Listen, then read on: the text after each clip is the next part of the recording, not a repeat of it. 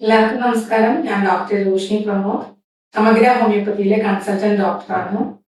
നിങ്ങൾ കുറെ കാലമായിട്ട് തുടർച്ചയായി മൂക്കടപ്പ്, അതുപോലെ തന്നെ തലവേദന, കണ്ണിന് ചുറ്റും മൂക്കിന് ചുറ്റും ഒക്കെ ശക്തിയായ വേദന, ഉറക്കക്കുറവ് ഇവയെല്ലാം അനുഭവിക്കുന്നുണ്ടെങ്കിൽ അതൊരു സാധാരണ ജലദോഷമായിരിക്കില്ല, അത് ക്രോണിക് സൈനസൈറ്റിസിന്റെ ലക്ഷണമാവും. അപ്പൊ ക്രോണിക് സൈനസൈറ്റിസ് എന്താണെന്നും അതിന്റെ ലക്ഷണങ്ങൾ എന്തൊക്കെയാണെന്നും ഈ വീഡിയോയിലൂടെ നമുക്ക് മനസ്സിലാക്കാം. അപ്പൊ ക്രോണിക് സൈനസൈറ്റിസ് എന്ന് പറയുന്നത് നമ്മളുടെ സൈനസസ്, അതായത് സൈനസ് എന്ന് വെച്ചാൽ നമ്മളുടെ സ്കള്ളിലുള്ള എയർ സ്പേസസ് ഉണ്ട്. ഈ എയർ സ്പേസസിൽ ഉണ്ടാവുന്ന ഇൻഫെക്ഷൻ കാരണം അവിടെ ബ്ലോക്കേജ് വരുമ്പോൾ ഉണ്ടാവുന്ന അവസ്ഥയാണ് ക്രോണിക് സൈനസൈറ്റിസ്. അത് ഏറ്റവും ആദ്യം ഒരു അക്യൂട്ട് സൈനസൈറ്റിസ് ആയിട്ട് തുടങ്ങി, പിന്നെ അതിന്റെ റെക്കറൻസ് വന്ന് അതിന് കറക്റ്റ് ട്രീറ്റ്മെന്റ് കിട്ടാതെ ആവുന്നത് ക്രോണിക് സൈനസൈറ്റിസ് എന്ന അവസ്ഥയിലോട്ട് പോകും. അപ്പൊ അതിന്റെ ലക്ഷണങ്ങൾ എന്തൊക്കെയാണെന്ന് നോക്കാം. നേരത്തെ പറഞ്ഞ പോലെ തന്നെ കണ്ടിന്യൂസ് ആയിട്ടുള്ള മൂക്കടപ്പ് നിൽക്കാം, അതേപോലെ നമ്മുടെ തലയ്ക്ക് നല്ല ഭാരം തോന്നാം, നമ്മുടെ കണ്ണിനും മൂക്കിനും ചുറ്റുമൊക്കെ വേദന, നമുക്ക് സ്മെല്ല് തിരിച്ചറിയാൻ പറ്റാത്ത അവസ്ഥ, അതുപോലെ തന്നെ ഉറക്കം കുറവായിട്ട് വരിക, ഉറക്കം ഡിസ്റ്റർബ്ഡ് ആവാം. അതേപോലെ പിന്നെ കാണുന്നത് എന്ന് പറഞ്ഞു കഴിഞ്ഞാൽ നമുക്ക് ഭയങ്കര ക്ഷീണം അനുഭവപ്പെടാം. കാരണം ഈ സൈനസൈറ്റിസ് ഉണ്ടാവാനുള്ള ഒരു പ്രധാന ഒരു കാരണമാണ് നമ്മളുടെ ഇമ്മ്യൂണിറ്റി കുറവ്, അതായത് നമുക്ക് എനർജി ലാക്കിംഗ് ഉണ്ടാവും. അപ്പം ജനറലി പെട്ടെന്ന് ക്ഷീണം അനുഭവപ്പെടുക, ഇതെല്ലാം ഇതിന്റെ ലക്ഷണങ്ങളാണ്. അപ്പം പ്രത്യേകിച്ചും ഒരു കാര്യം ശ്രദ്ധിക്കുന്നത്, ഇപ്പൊ പേഷ്യൻസ് വരുമ്പോൾ എന്ന് പറഞ്ഞാൽ കോവിഡിന് മുമ്പായിരുന്നെങ്കിൽ ഇത്രയധികം ബുദ്ധിമുട്ട് ഈ സൈനസൈറ്റിസ് കാരണം ഉണ്ടാവാറുണ്ടായിരുന്നില്ല. അതായത് അതിന്റെ റെക്കറൻസ് ഒക്കെ ഇത്രയധികം ഉണ്ടാവാറുണ്ടായിരുന്നില്ല. എന്നാൽ പോസ്റ്റ് കോവിഡിന് ശേഷം നമ്മൾ ശ്രദ്ധിച്ചിട്ടുള്ളത് ഈ ക്രോണിക് സൈനസൈറ്റിസിന്റെ സിംറ്റംസ് ആയിട്ട് പേഷ്യൻസ് കൂടുതൽ വരുന്നു, അവരുടെ റെക്കറൻസ് കൂടുന്നു എന്നുള്ളതാണ്. അതിന്റെ പ്രധാന കാരണം നേരത്തെ ബിഫോർ കോവിഡ് ഉണ്ടായിരുന്നത് ഒരു ഇൻഫെക്ഷൻ വരുന്നു, അതായത് പൊടിയടിച്ചു അല്ലെങ്കിൽ കാലാവസ്ഥയിൽ ചേഞ്ച് ഉണ്ടായി, അപ്പൊ ഒരു ഇൻഫെക്ഷൻ വന്നു, സാധാരണ പനി വരണ പോലെ ജലദോഷമായിട്ട് എല്ലാ ഇൻഫെക്ഷൻ വന്നു, അത് സൈനസിനെ അഫക്ട് ചെയ്തു, സൈനസൈറ്റിസ് ആയി. എന്നാൽ പോസ്റ്റ് കോവിഡിന് ശേഷം എന്ത് പറ്റിയെന്ന് പറഞ്ഞു കഴിഞ്ഞാൽ അവിടെ ഒരു ജനറലി ആ ഒരു വ്യക്തിയുടെ ഇമ്മ്യൂണിറ്റി കുറഞ്ഞു. അപ്പൊ അവർക്ക് രോഗപ്രതിരോധ ശേഷി കുറഞ്ഞു എന്ന് പറഞ്ഞു കഴിയുമ്പോൾ അവർക്ക് റെക്കറന്റ് ആയിട്ടുള്ള അറ്റാക്ക് ഉണ്ടാവാനുള്ള സാധ്യത ഉണ്ടായി. അപ്പൊ ആ ഏരിയ ഒക്കെ നേസൽ കാവിറ്റീസ്, അതേപോലെ തന്നെ ഈ സൈനസ് എല്ലാം ഓൾറെഡി ഒരു ഇൻഫെക്ഷൻ വന്ന് മാറി അത് കംപ്ലീറ്റ് ഹീൽ ആവാതെ ആ ഏരിയ എല്ലാം ഒരു സ്വള്ളനായി, ഒരു ഇൻഫെക്ഷൻ കംപ്ലീറ്റ് മാറിയെങ്കിൽ പോലും ആ ഏരിയ പെട്ടെന്ന് ഡിസീസ് ഉണ്ടാവാനായിട്ടുള്ള ഒരു സാധ്യത കാണിക്കുന്ന രീതിയിലാണ്. അപ്പം ആ ഒരു ചെറിയ ഒരു പൊടി, മറ്റേതൊരു ഇൻഫെക്ഷൻ വരണമായിരുന്നു, ബാക്ടീരിയൽ ഇൻഫെക്ഷനോ വൈറൽ ഇൻഫെക്ഷനോ വരണമായിരുന്നു സൈനസൈറ്റിസ് ഉണ്ടാവാൻ.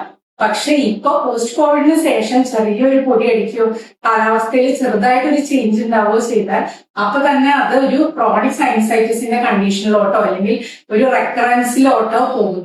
ആ റെക്കറൻസ് ഉണ്ടാവുമ്പോൾ അത് കൂടുതൽ ദിവസത്തേക്ക് നിലനിൽക്കുകയും ചെയ്യും.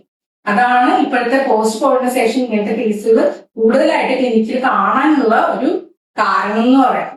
അപ്പൊ ഇതിനെ നമുക്ക് നിയന്ത്രിക്കാൻ വേണ്ടി വീട്ടിൽ ചെറിയ ചെറിയ കാര്യങ്ങൾ നമ്മൾ ശ്രദ്ധിച്ചാൽ അതിനെ നമുക്ക് കൺട്രോൾ ചെയ്ത് കൊണ്ടുപോകാൻ പറ്റും. പ്രത്യേകിച്ചും അക്യൂട്ട് സൈനസൈറ്റിസ് ആണെങ്കിൽ അതിന് നല്ല റിസൾട്ട് ഉണ്ടാവും. ഉദാഹരണം പറയുകയാണെങ്കിൽ നമ്മൾ തണുത്ത വെള്ളമൊക്കെ കുടിക്കുകയാണെങ്കിൽ ഈ സൈനസില് കഫം കെട്ടി നിന്ന് അത് കൂടാനുള്ള ചാൻസ് ഉണ്ടാവും. അപ്പൊ നമ്മൾ തണുത്ത വെള്ളത്തിന് പകരമായിട്ട് ചൂടുവെള്ളം കുടിക്കുകയാണെങ്കിൽ ഈ കട്ടിയായിട്ടുള്ള കഫം സൈനസിൽ നിറയുന്നത് തിന്നാവുകയും അതേപോലെ തന്നെ അത് ഈസി ആയിട്ട് ഡ്രെയിൻ ചെയ്ത് പോകാനും കാരണം. അപ്പം കുടിക്കുന്ന വെള്ളം ചൂടുവെള്ളം കുടിക്കുക. പിന്നെ ഒരു കാര്യം നമുക്ക് ചെയ്യാവുന്നതെന്ന് പറയുന്നത് ആവി കൊള്ളുക. ക്രോണിക് സൈനസൈറ്റിസ് ആയി കഴിഞ്ഞു കഴിഞ്ഞാൽ ഈ ആവി കൊള്ളുന്നത് വലിയൊരു എഫക്റ്റ് അതിന് കൊടുക്കില്ല എങ്കിൽ പോലും അതിൻ്റെതായ ഒരു റിലീഫ് നമുക്ക് കിട്ടും.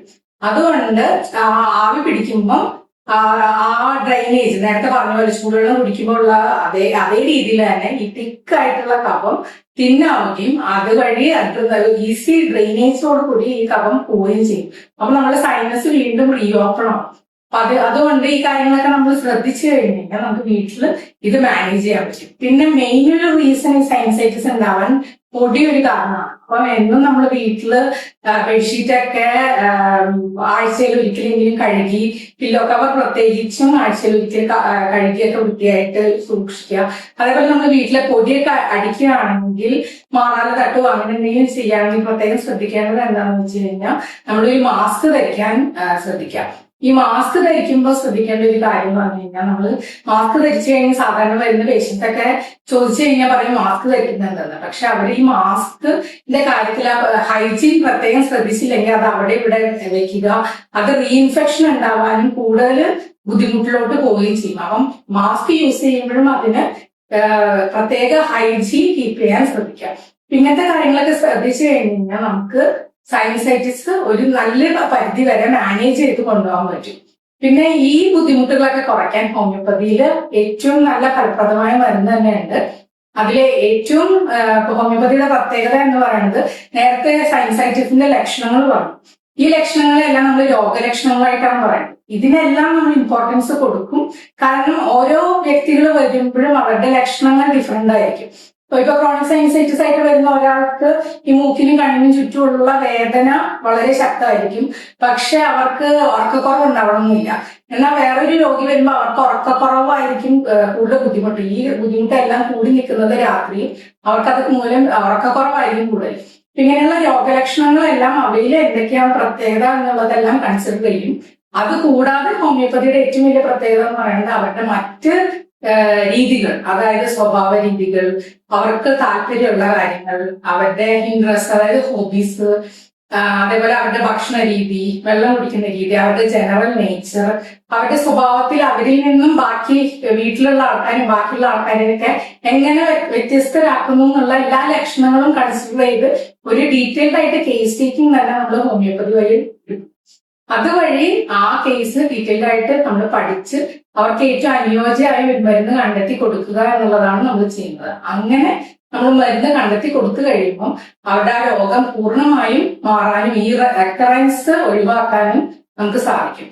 നമ്മൾ ശരിക്കും നോക്കുകയാണെങ്കിൽ സൈനസൈറ്റിസ് വലിയൊരു രോഗമായിട്ടൊന്നും നമുക്ക് പറയാൻ പറ്റില്ല. പക്ഷേ അത് നമ്മളുടെ നിത്യ ജീവിതത്തെ അഫക്ട് ചെയ്യാം. അപ്പം നമ്മൾ കറക്റ്റായിട്ട് ഈ പറഞ്ഞ മാനേജ്മെന്റ് ഒക്കെ ഫോളോ ചെയ്യും, ഹോമിയോപ്പതി ചികിത്സ കറക്റ്റ് സമയത്ത് എടുക്കുകയും ചെയ്യുകയാണെങ്കിൽ ഇതിന് ഏറ്റവും ഫലപ്രദമായ റിസൾട്ട് തന്നെ നിങ്ങൾക്ക് കിട്ടും.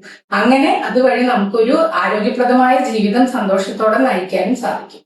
എല്ലാവർക്കും നന്ദി, നമസ്കാരം. മറ്റൊരു ടോപ്പിക്കുമായിട്ട് വീണ്ടും കാണാം.